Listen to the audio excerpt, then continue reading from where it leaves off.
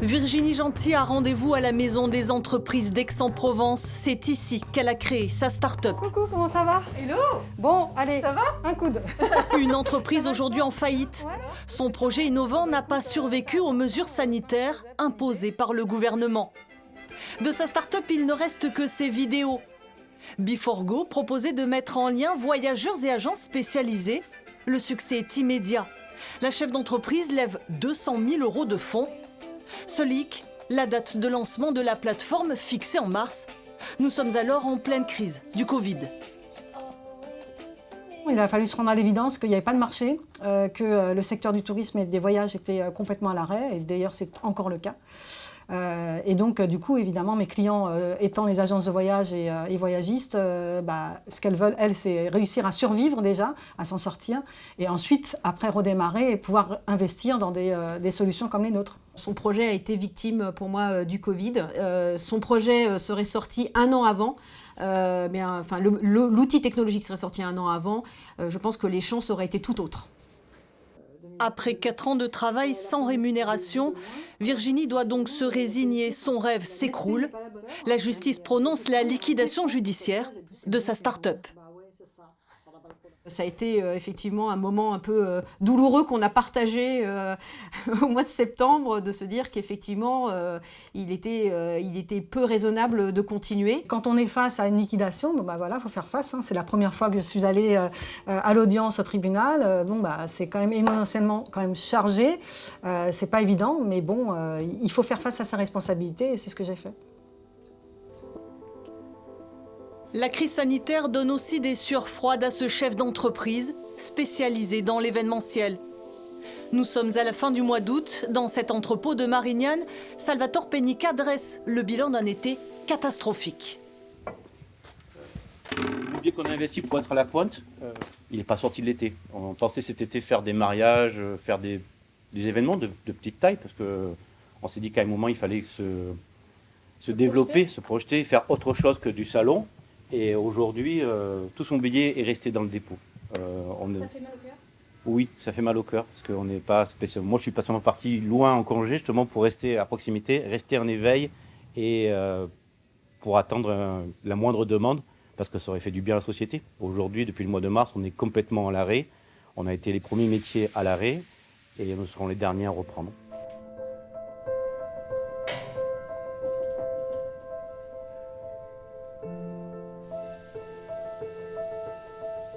Là, vous pouvez constater les racks filmés. Ça n'arrive jamais qu'ils soient rangés et aussi filmés à cette période de l'année. Cette période de l'année, on devrait commencer à préparer le matériel pour la foire de Marseille. Et l'enjeu est de taille pour Salvatore Penica. Son entreprise a été retenue pour aménager l'un des plus grands halls de la foire de Marseille. Mais aujourd'hui, nous attendons l'accord final de la foire de Marseille, même si nous sommes obligés d'anticiper, parce que la foire de Marseille, un événement et du matériel comme celui-ci, on est obligé de construire, on est obligé d'acheter. Si on a cet événement, ça me permet de dire super, c'est la reprise. C'est un peu de l'espoir qu'on demande en fait. Logiquement, on devrait avoir un accord définitif sur la foire de Marseille le 1er ou le 2 septembre. Voilà. Il faudra attendre le 14 septembre pour une décision finale. C'est la douche froide. La France craint une seconde vague. La foire de Marseille est annulée. Coup d'arrêt au parc Chano. Il faut même démonter les premières installations.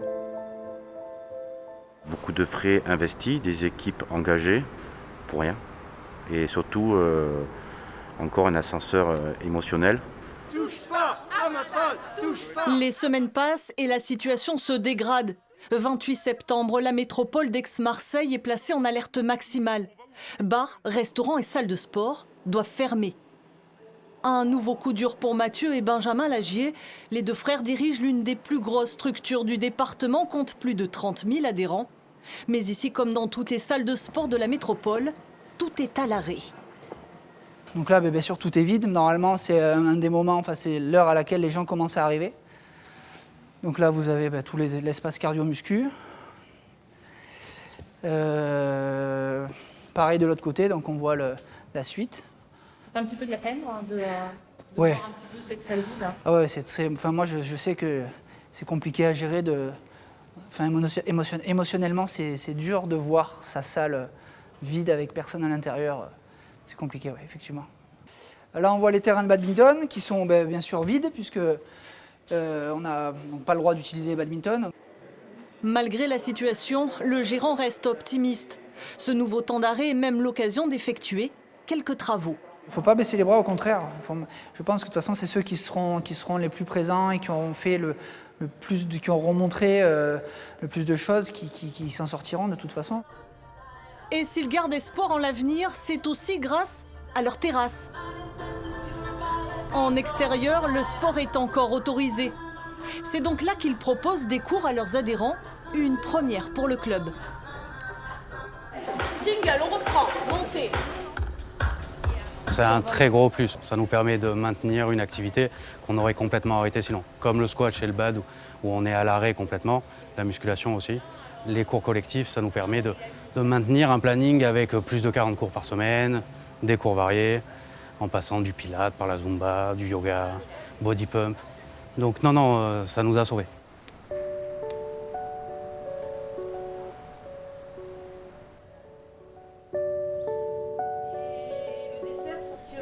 Pyramide, le sortir, le mettre dans l'assiette avec le coulis. Samedi 8h, Gilles Carmignani donne ses dernières recommandations pour le menu du jour.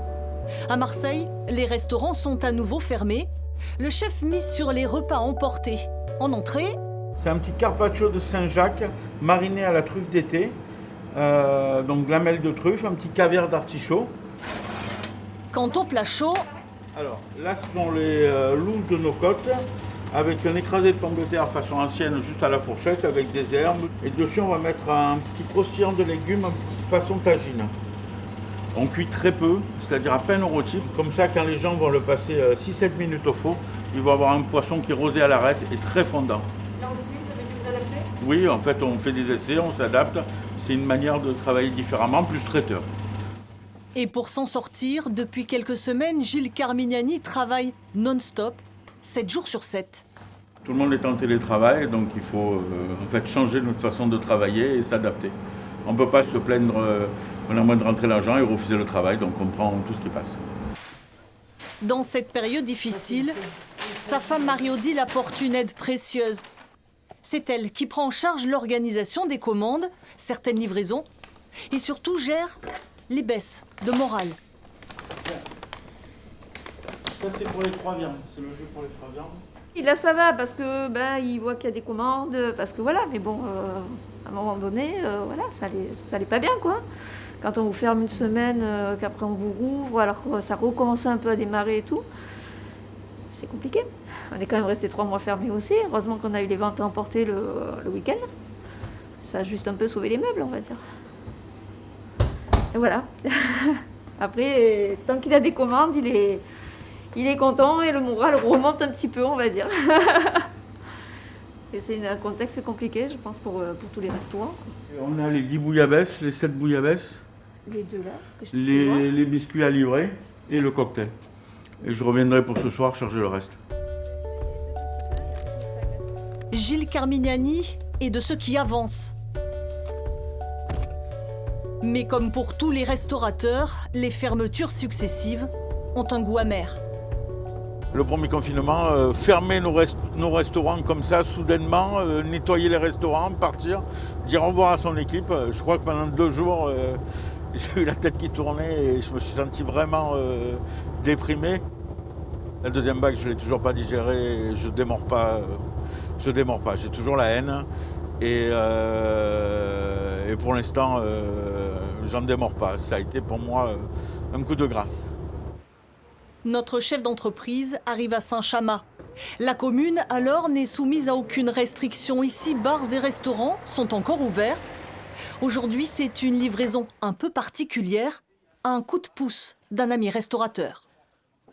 Comment tu vas, mon Gérald? Salut Gilles. Ça va forme? Attends, viens, on va mettre ça tout. Bon, ça va, Mehdi, tu as du monde? Ouais, ça va. Ouais. C'est bien, les week-ends sont bien, c'est agréable. Bon, très bien. En plus, aujourd'hui, on a une belle journée. Ouais, faut en profiter parce que demain, je crois que ça se lève, il y a du Mistral fort et ça sera pas la même en couleur.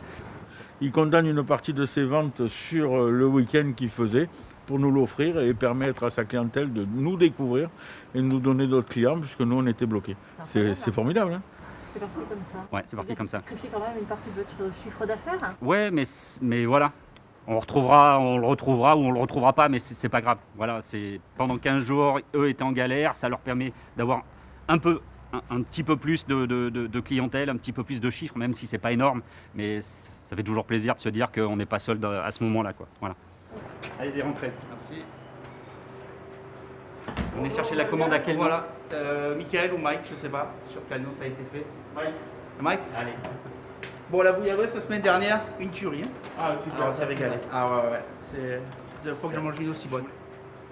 En dessert, on a les 2 pyramides chocolat blanc passion. Super. Direction Aix-en-Provence. Nous retrouvons Virginie Gentil. Après la faillite de sa start-up, la chef d'entreprise veut tourner la page. Pas si facile. On y repense tout le temps, tous les jours, j'allais dire.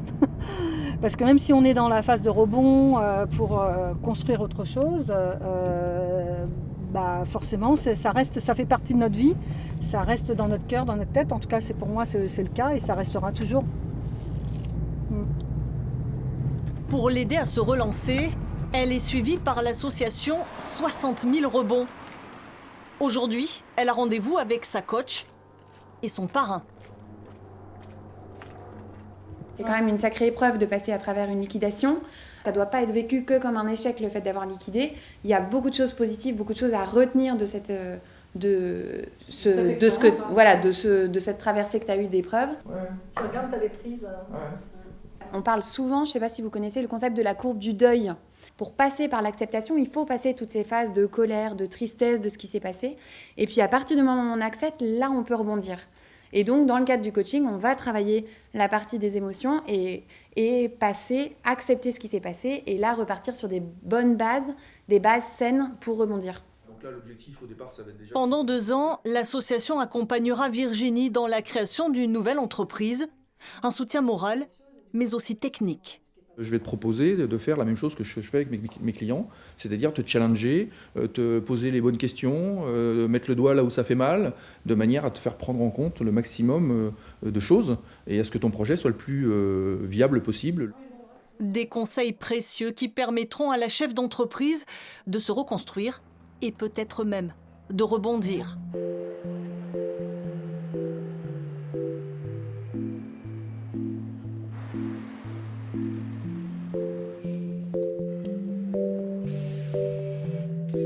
C'est une commande inespérée. La région a fait appel à l'entreprise de Salvatore Penica pour le montage d'une petite exposition sur l'écologie. On a construit tous ces éléments. On a construit une pergola, construit ce bac à légumes qui a été fait sur mesure. Cela fait des mois que sa société est quasiment à l'arrêt. De quoi lui donner le sourire. L'idée des rondins, c'était très très bien. Super. Les barrières, la petite décoration. Très très bien. Ravi de travailler avec vous et de vous retrouver aujourd'hui. C'est un petit montant qu'on va récupérer sur ce qu'on devait gagner sur la foire de Marseille. Donc c'est bien parce qu'on a construit des éléments et aujourd'hui on les met en place. Donc on est content. Quand on prépare quelque chose dans notre pot, qu'on est tous à fond et que du jour au lendemain on vous arrête le jour même du montage en vous disant la foire est annulée, ça fait un coup moral déjà pour commencer. Et aujourd'hui revenir travailler quelques jours et monter les éléments qu'on a construits, ça donne du baume au cœur aux équipes et ils sont tous contents de venir travailler. Ça va? C'est le visuel le plus dur à mettre, Harold? 5 mètres? C'est très très bien. 2 ou 3 jours de travail seulement pour ce montage. Pas de quoi sauver l'entreprise, mais peu importe, Salvatore veut rester positif. De rester positif, c'est ce que je me suis engagé de faire pendant cette période difficile et c'est important pour les salariés et pour mes clients. C'est important de rester positif pour les salariés aussi? Oui. Même si c'est difficile, aujourd'hui on s'est engagé déjà sur 100% du salaire, même s'ils sont au chômage partiel. Et on leur a dit que tôt ou tard le boulot allait revenir, donc il fallait qu'ils restent concentrés sur leur travail et que si de temps en temps ils partent en chômage partiel, c'est juste pour qu'on ne peut pas leur donner du travail tous les jours.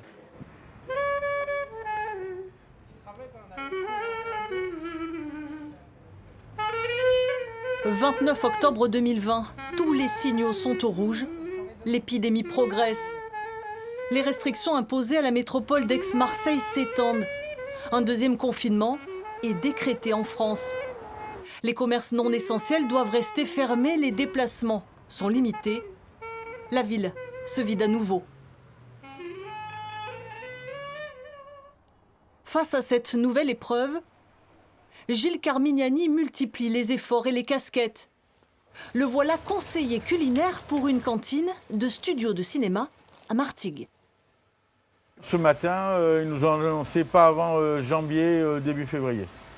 Voilà, donc un peu dur au moral d'entendre ça, puis on verra. En fait, ça évolue toutes les semaines. On ne va pas se focaliser, c'est pour ça qu'on sort, on travaille, on a des copains. Tiens, Lino, la serviette, elle est où? Merci beaucoup. On te pique un 7. Envoie les entrées. Allez, 4 entrées. Parfait, je t'amène Merci. Je t'amène la cuillère à soupe. Donne-moi les plats chauds, je te les envoie. Une volaille et un accompagnement.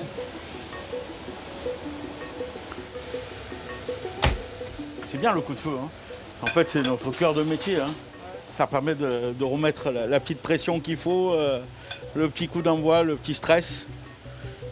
Et puis, bon, si on entend que les clients sont contents, c'est top. Vous ne pouvez pas savoir le bonheur que c'est de travailler et de faire ce qu'on aime.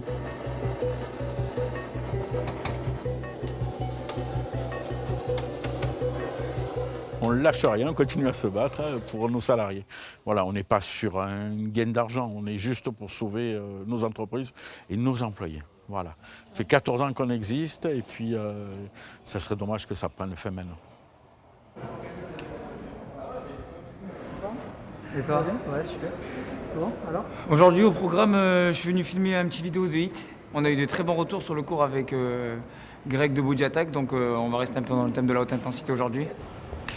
Fini les cours de sport sur la terrasse.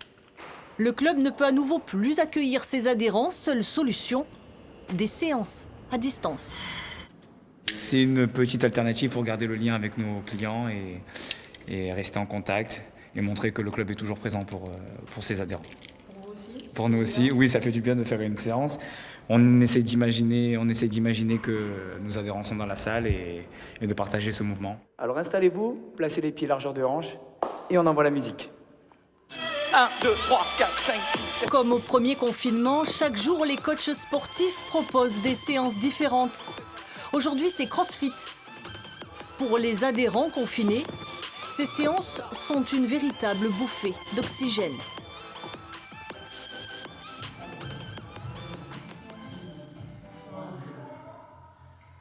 On a vraiment hâte de les retrouver, mais maintenant je les félicite quand même parce que même en vidéo, franchement, dans cette situation, plus de travail même pour eux qui ont l'habitude de faire 7 heures de sport par jour et là du coup la moitié, même limite le tiers.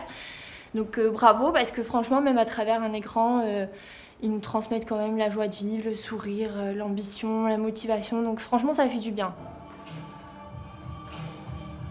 Bien, j'espère que tout comme moi, vous avez passé un bon moment ce soir. En tout cas, moi, ça m'a fait du bien aussi d'être avec vous. Les partages, la vidéo, elle a été bien, elle n'a pas été bien. Merci pour la dédicace. Enfin, tous ces petits mots qu'on aime entendre en cours, on continue quand même à avoir quelques retours continuellement. Donc, ça fait plaisir. On sent que nous, on est là pour eux, mais eux sont là pour nous aussi. Maintenir le lien. Est-ce que je peux pas prendre votre numéro de téléphone? Comme ça, Une priorité pour le gérant qui veut éviter à long terme la fuite de ses adhérents. Il y a eu quelques annulations de contrats parce que certaines personnes ont peur, et donc, mais c'est 1%, même pas. On a pas mal de coups de téléphone, de gens qui sont inquiets de savoir comment ça va se passer, si on va être reporté, décalé, donc on rassure tout le monde. Mais de toute façon, on pourra faire les choses uniquement à partir du moment où on aura une date de réouverture.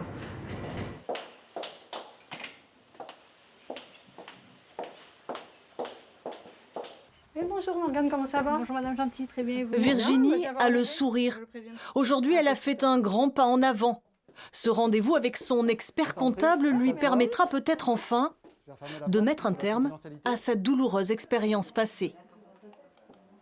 Donc tu restes prestation de service? Je reste prestation de service, Ouais. voilà, exactement. Et l'idée, c'est de créer on va dire des images pour valoriser les entreprises, les services des entreprises, etc. Donc là, voilà, j'explique un petit peu l'intérêt de faire des vidéos pour illustrer l'activité et les services des entreprises. Voilà, comme quoi ça reflète l'âme de l'entreprise, son activité, son expertise. Vous êtes en train de rebondir là? On essaye, tout à fait. Oui. Vous avez des projets de création d'entreprise? Oui, j'ai déjà créé une micro-entreprise, donc auto-entrepreneur, et en même temps, je travaille sur un deuxième projet. Alors aujourd'hui, ça fonctionne très bien avec Aix-en-Provence. Ces nouveaux projets de création d'entreprise n'étonnent pas vraiment cet expert comptable. Il connaît sa cliente. Il a accompagné Virginie dans les bons et les mauvais moments, de la création à la faillite de sa première start-up. Je pense que le chef d'entreprise a aussi, d'une manière générale, comme le démontre Virginie, une ténacité, une énergie, une capacité à affronter aussi beaucoup d'obstacles. Et je suis toujours surpris par cette énergie qu'ont nos clients à rebondir très vite. C'est important de rebondir rapidement? Je pense que oui, parce que sinon on tourne en rond et je pense qu'au niveau du moral, ça peut être compliqué. Et donc moi l'idée c'est justement d'aller de l'avant et de dire, toujours ma phrase fétiche, c'est qui ne tente rien n'a rien.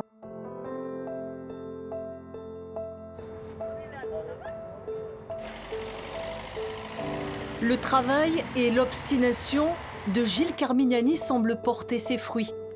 Notre restaurateur, qui a tout misé sur la livraison, a enregistré aujourd'hui 140 commandes. Ce matin, on s'est levé à 4 heures pour préparer tout ça. Et on a fini les préparations à 15 heures. Le temps de finir d'emballer et d'arriver. C'est-à-dire que ce système de vente à emporter, ça fonctionne? Oui, ça fonctionne. T'as un numéro ?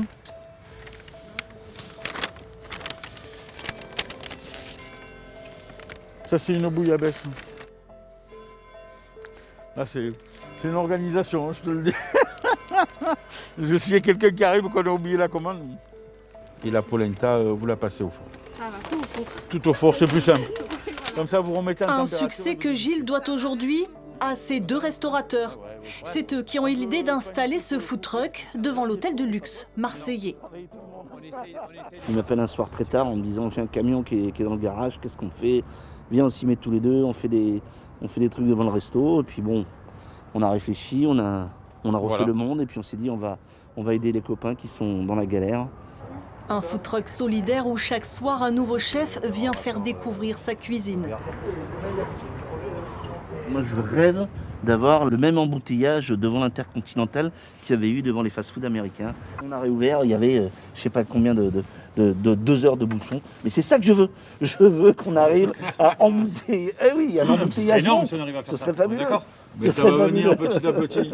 T'as jusqu'à janvier. Ouais. Je pense que quand cette crise sera finie, on aura envie de retrouver nos clients, d'avoir le contact. En fait, ce qui fait de nous de la restauration, c'est le contact humain.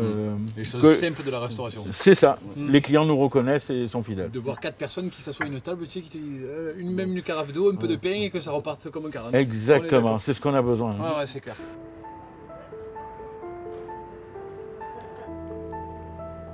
À Marignane, l'heure n'est plus à la résistance.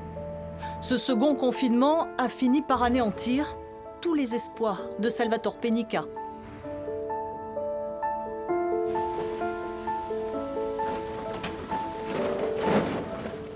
Là, c'est tout le matériel qui est rentré avec les visuels, les accessoires. Tout ça, ça rentre au dépôt, ça va être rangé et on ressort le matériel, je ne sais pas quand. Globalement, aujourd'hui, on parlait de novembre, travailler sur le salon, ça a été annulé. Décembre, janvier, les dossiers se sont complètement annulés. Aujourd'hui, le téléphone ne sonne même plus.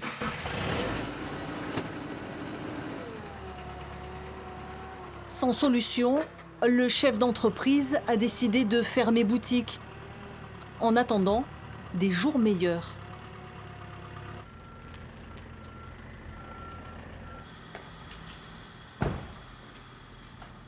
C'est bon? Les camions sont rangés? C'est bon. Papier enlevé? C'est bon. Bon, Tout est rangé. vidé, nettoyé. C'est bon. Bah écoute, à bientôt Idir. À la reprise.